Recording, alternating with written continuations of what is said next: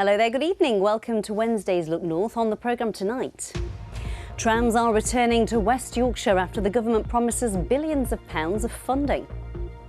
This is the starting gun to absolute delivery, that the people of West Yorkshire can be confident that they will get a tram. There's also more than £1 billion being pledged for upgraded trams and bus reforms in South Yorkshire too. Also on the programme, a mother's pain, how a delayed legal review into her daughter's killing has left her broken. No mother ever needs to hear or wants to hear your daughter didn't survive her injuries.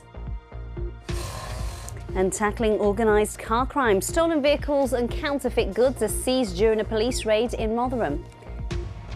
And aiming high, we meet the 18-year-old accepted at the prestigious National Centre for Circus Arts. And most of us have had a fairly decent day, just the odd shower, but there's been some sunshine around. Rain in the forecast though in the next 24 hours. Don't miss it.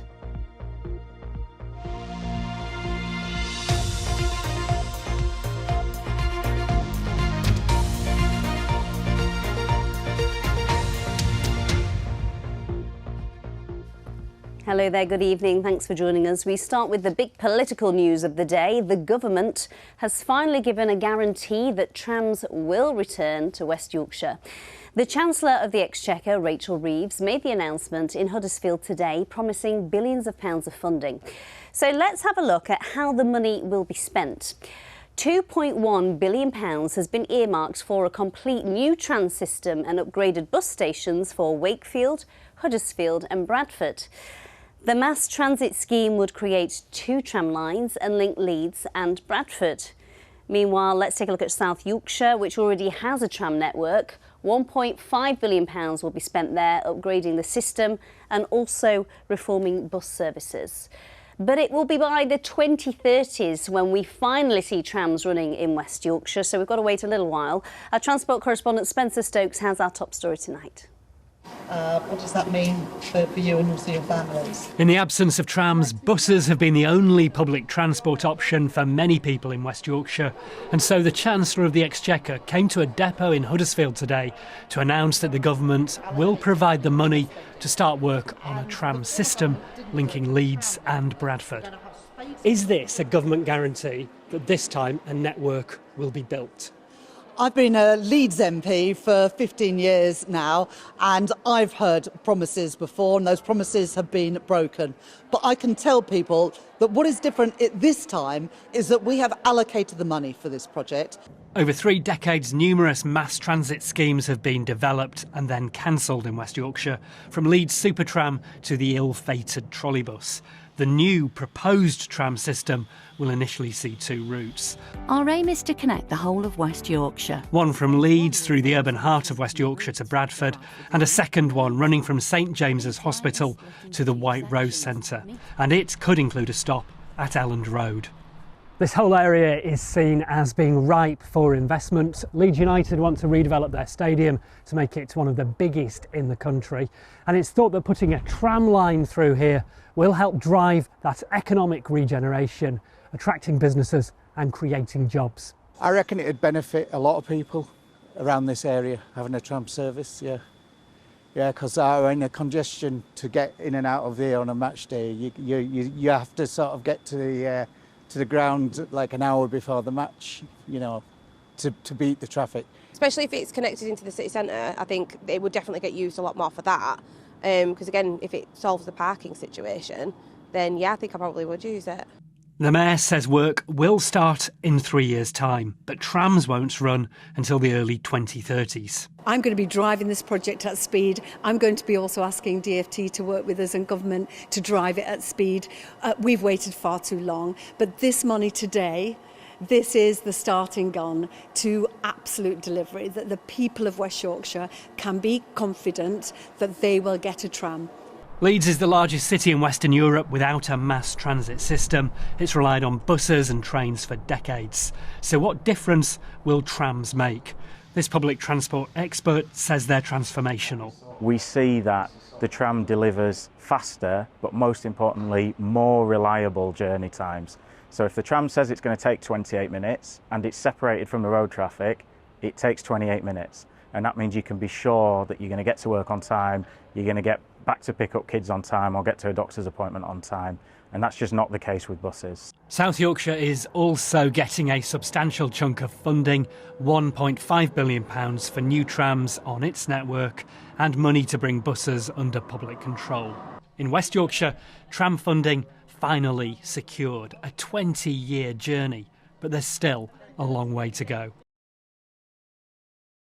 Let's get some more thoughts on this now from our transport correspondent Spencer Stokes, who's with me here in the studio, and our political editor James Vincent, who I think is on his way home on a tram in South Yorkshire. Good to see you, James. Spencer, let's start with you first. Rachel Reeves said herself there that this has been promised before by politicians and then it's been scrapped. Why will this one go ahead? There will be a huge degree of scepticism following the cancellation of those two projects that I mentioned there, the Supertram scheme, the original one, and then the trolley bus. Leeds Supertram was cancelled because it went over the £500 million budget. Its successor, this new tram network, is going to cost £2.5 billion. So you can see how the prices rise, how the costs go up over 20 odd years. I think there will be worries at Vicar, the developer of this scheme, West Yorkshire Combined Authority, that the cost will go up and up. But the difference now is that there's a mayor who can go to Westminster, bang on the doors of politicians there, the ministers, and campaign for the project that she was elected to deliver.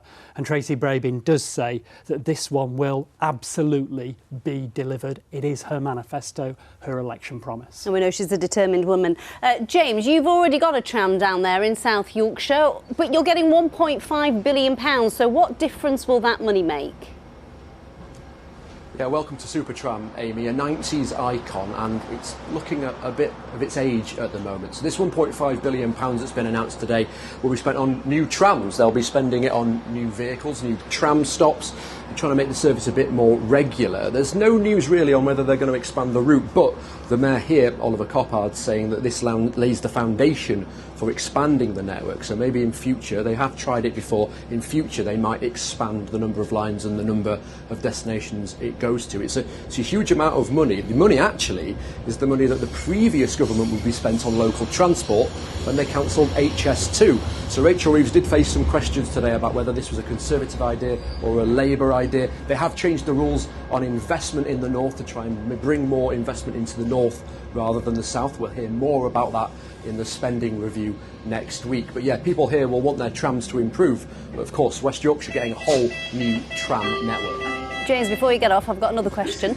We're always a bit suspicious, aren't we, as journalists? What can we read into the timings of these announcements? Yeah, we're just at Shellsmore. A couple of stops for me. Yeah, the timing's always key.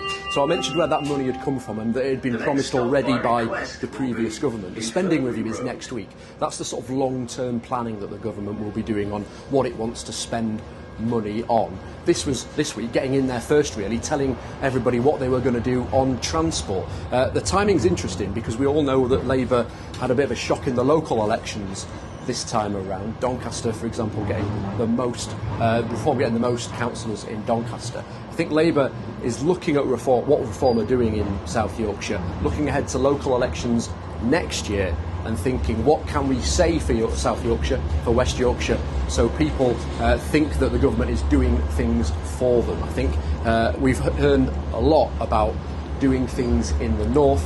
I think this is the government saying we're going to finally do it. We'll see if that happens. Well done, James. That is what I call working on a commute. Thank you. Next tonight, analysis by the BBC suggests just 1% of reviews into domestic abuse-related murders and suicides have been completed in the 6-month timeframe the government stipulates. Domestic homicide reviews, known as DHRs, must be done to see if any lessons could be learned by police or other agencies. More than 1,200 reviews have been carried out since their introduction in 2011. But BBC analysis of the 495 reviews that provided sufficient data suggests that only 7 reports were actually finished within that 6-month timeframe. 1 in 6 has taken more than 2 years to be completed.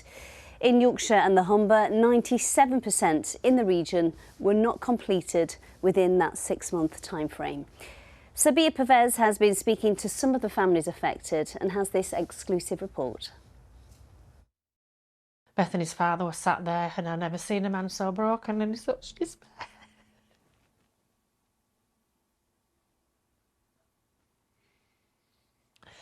And yet you're still hanging on to every hope that your child is still alive. And then he told me the words that no mother ever needs to hear or wants to hear. Your daughter didn't survive her injuries. 2 days to coast, cycle practice, not even cycling.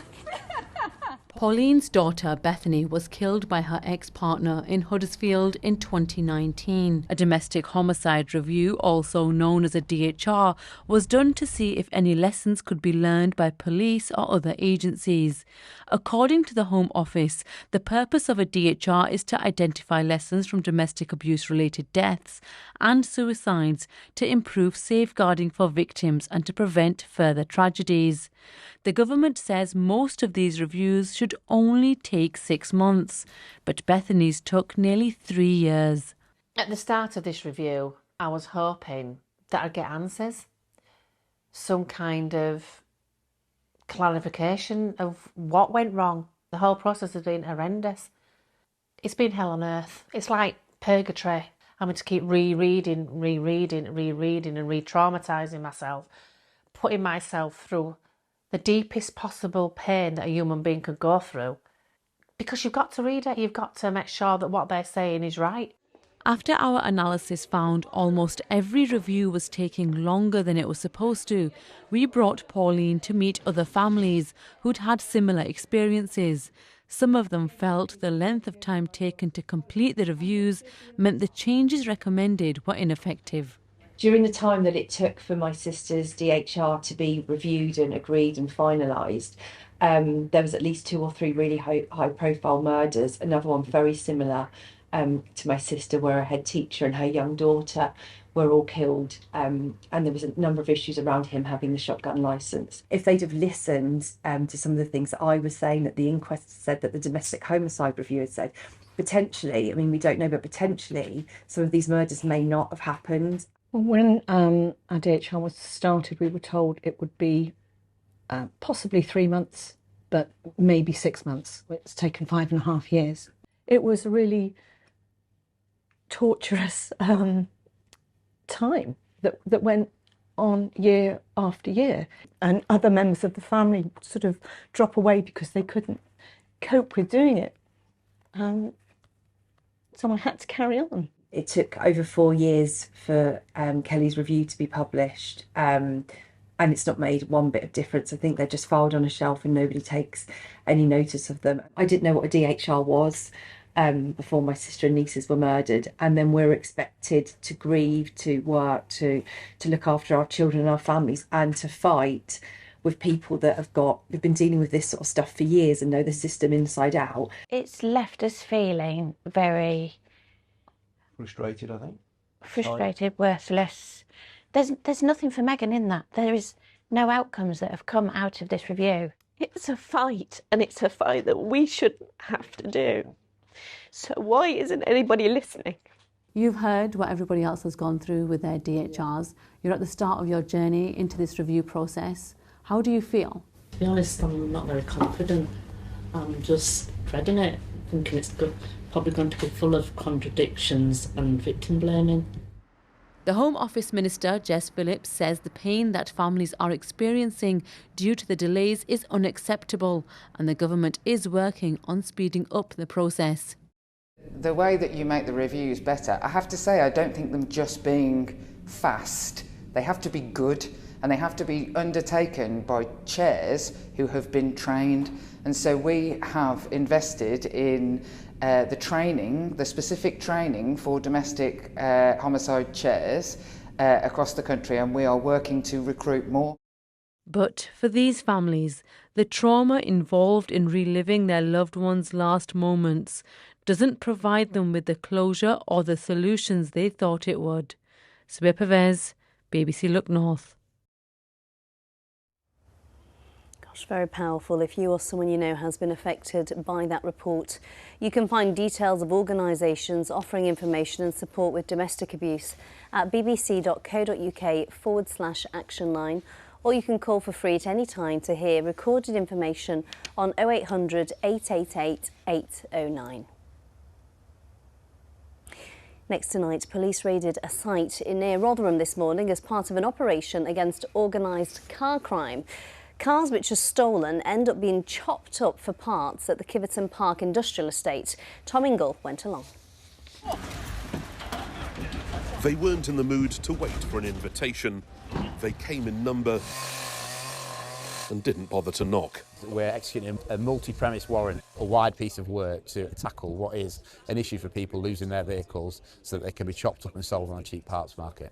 There are legitimate businesses here on the Kiverton Park Industrial Estate, but officers know there are criminals working here too. Today's warrant allows them access into the lockups, and they've brought with them a team from Revenue and Customs and the National Vehicle Crime Intelligence Service. Now the police have cut their way into a number of these units. They are starting slowly to surrender their secrets. For example, this car was reported stolen less than a week ago in Rotherham, and it is already being cut up for parts. Just around the corner, another shed, another stolen car. And a result for the revenue too. Tens of thousands of cigarettes likely smuggled into the country with a street value of hundreds of thousands of pounds.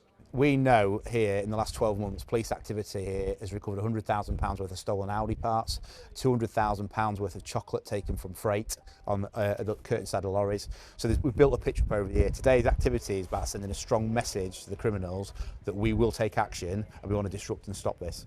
Stolen cars from across the country end up here, which means the impact of today's police operation will potentially be felt far and wide. Tom Ingle, BBC Look North, Kiverton Park Industrial Estate. An inquest has heard that a soldier found dead in bed at Catterick Garrison was treated despicably by his superiors. Lance Corporal Bernie Mongan's body lay undiscovered for about 3 weeks in barracks at the garrison in January 2020. A fellow soldier told North Yorkshire coroner Mr Mongan had been bullied and treated like a dog's body. He described him as a gentle giant who'd been looking forward to a transfer to Berkshire for a fresh start. The inquest continues. The appeal for a former Leeds nurse convicted of murdering 4 elderly patients is a straightforward case, the Court of Appeal has heard. Colin Campbell, formerly known as Colin Norris, was found guilty in 2008 of killing 4 women and attempting to kill a 5th by injecting them with insulin. Doris Ludlam, Bridget Book, Irene Crooks and Ethel Hall were inpatients on wards where Campbell worked in 2002. The appeal is expected to conclude on Friday. Now let's lighten the mood a little, shall we? I think you're going to like this story. It began as a passion for building sandcastles on the beach with his children, but now a part-time vicar from York is making waves for sand sculptures he creates. Mark Lewis's latest creation was a giant pair of Crocs. He says he just wants to put a little bit of joy into the world. Olivia Richwald has been to meet him.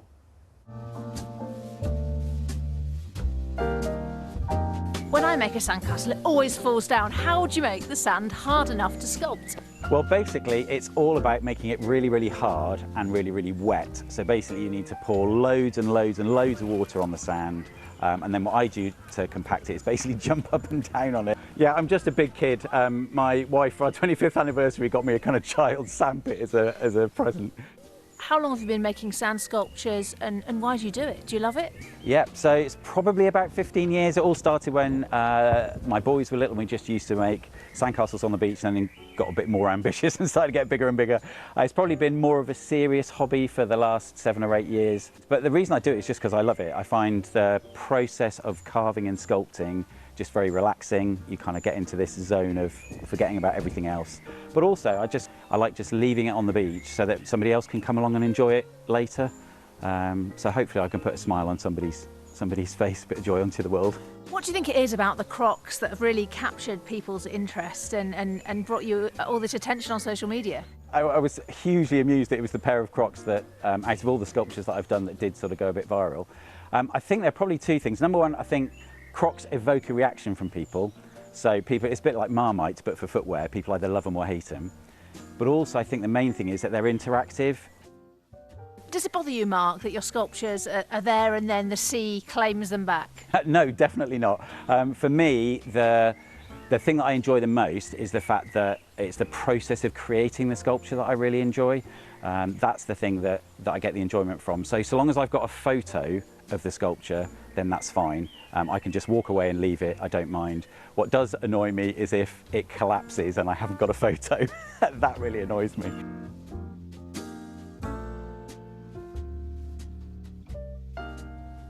They're amazing, aren't they? I know exactly what it means about Crocs. I hate them, but I've still got them. Love the giant sandcastle as well. That's given me some inspiration. Thank you for that. Some of the world's best riders will be on the start line of the Women's Tour of Britain in North Yorkshire tomorrow. Dalby Forest will host the beginning of stage 1. It will also be a final big race on home roads for Lizzie Deignan. Now midway through her retirement year, the former world champion from Otley is unlikely to contest any stage wins, but she still has a key role to play. You need good leaders, especially in cycling. It's often underestimated just how much of a team sport it is. And I think it's really important to show the next generation that although I'm not the winner anymore, I still can add a huge amount of value, can sacrifice my own results to help. And I love that different aspect to it. You know, I benefited so much from the help of domestics throughout my career, and it feels really nice to be able to give something back. Enjoy the ride, Lizzie. Millie Bright has withdrawn from England's Euros selection. The defender and Lioness vice-captain, originally from Chesterfield, has made herself unavailable for selection for this summer's Euros. Bright says it was one of the hardest decisions she's ever had to make. Now, how about this? These are incredible images, aren't they? Some young people dream of becoming astronauts, others are becoming train drivers. But 18-year-old Becky Thomas from York has set her sights much higher, quite literally. And now that dream is about to be fulfilled. She's just secured a place at the prestigious National Centre for Circus Arts in London. Beth Parsons went along to see her in action. A brilliant example of what the human body is capable of. This is 18-year-old Becky, and she's just been accepted into the National Centre for Circus Arts. It's in London, and there are only 30 places that open every single year, so it's incredibly impressive. This is Dimitri. Now, Dimitri, you are one of the co-founders. I'm watching out of Studio Cloud9. What is it that these ladies are doing? Is it a sport? Is it an art form? Oh, this is a tricky one. I think it's an art. However, if you're calling this aerial gymnastics, then it's sport. My subjective opinion, this is a form of art, which deserves to be on Olympics. It's very impressive. I'm enjoying it a lot. I had a go earlier. I wasn't too good. Thank you very much, Dimitri. Now, Dimitri runs Studio Cloud9 with Zoe. You have been training Becky, 18, only started at 14. Yeah, so 4 years. How impressive is it? It's incredibly impressive. We're so proud of her and what she's achieved, and I think it's just such an inspirational story. Becky had no former gymnastics background or dancer, you know, she didn't do any dance training before that, so to do this in 4 years, it's just a testimony to her and how hard she's worked, and we hope that inspires others to go out there and maybe find their local aerial studio. Definitely, and some pretty good tuition, I understand, as well, from yourself and Dimitri. She's going to show us now, Becky. This is what's called the drop. When you're ready, Becky. Oh my goodness, please get yourself down nice and safely. This is no mean feat. You have to be strong, you have to be elegant, and you have to be very, very cool. Becky, well done. Thank you for letting us film that. That's a bit nerve-wracking. Congratulations. The National Centre for Circus Arts. How did you feel when you found out you'd got a place? I was so excited. I couldn't believe it. It was just overwhelming. And now I know that my dreams can be possible, really. It's just so exciting. This is obviously one thing that you might see in the big top at the circus. Are you going to get to have a go at other circus-related things, or will it purely be the silks, as Dimitri called them? I will be able to get involved with all kinds of circus, from juggling to tightrope to everything, especially all the kinds of aerial, because there are so many different kinds of aerial art, so yeah. Well done, a huge congratulations. I had one little sit on one little swing earlier and that hurt after 2 minutes, so how you stay up there for all that time, well done. Thank you so much to everyone here at Studio Cloud 9. I don't think it's got my calling, but it's definitely got some of these ladies. Back to you in the studio. I am so impressed. That is so good for your upper body strength. And do you know what? They do adult classes. You could do that. We could both do it. Should we go do aerials together? I end up falling on my head. Doesn't matter. It'll be a good laugh. I'd rather play golf if you. Let us know if you think you'd like to see Paul do aerial. Oh, Get in touch with us. You know the details. Right. Okay. It's my turn now because I've got something even more interesting than that to show you. A couple of pictures. This was taken in Finningley this morning around about 5:30, and we had similar scenes, especially across South Yorkshire. Now, if you've looked at the sky today, it's looked a little bit milky, and that is actually smoke that's been blown all the way over the Atlantic from Canada from all those wildfires, and effectively that smoke is getting rid of the blue end of the visible spectrum and leaving these yellows and oranges. So you might see something similar tonight, not tomorrow because there'll be too much cloud around, but something very interesting in the sky at the moment. Let's have a look at those addresses. If you've got any pictures similar to that on X, Instagram and on the Weather Watcher website, get them sent in. Now, it is looking unsettled in the next 24 hours. Tomorrow looks quite wet, developing during the morning, rain or showers. It will turn brighter later with 1 or 2 thundery downpours. We'll see further showers to come on Friday, more sunshine in between.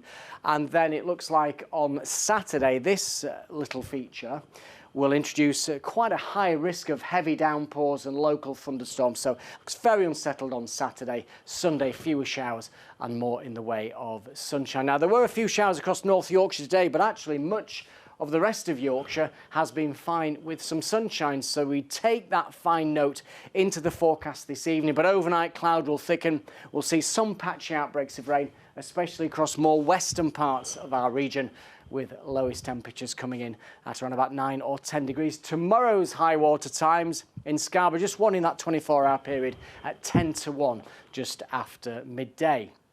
So tomorrow, a cloudy morning, we'll see showers or longer outbreaks of rain, 1 or 2 heavy bursts sweeping up from the southwest. The afternoon does turn brighter with sunshine, a scattering of thundery downpours. I think the best of tomorrow's weather will be in the evening, with those showers dying away, leaving sunshine, top temperatures around 17. That's the forecast. How does Monday suit you for some silks? Yes. Yes, he's on, you see. I'm off. You and me, we'll make magic up there on those aerials. That is it from us. Bye-bye. Be grateful.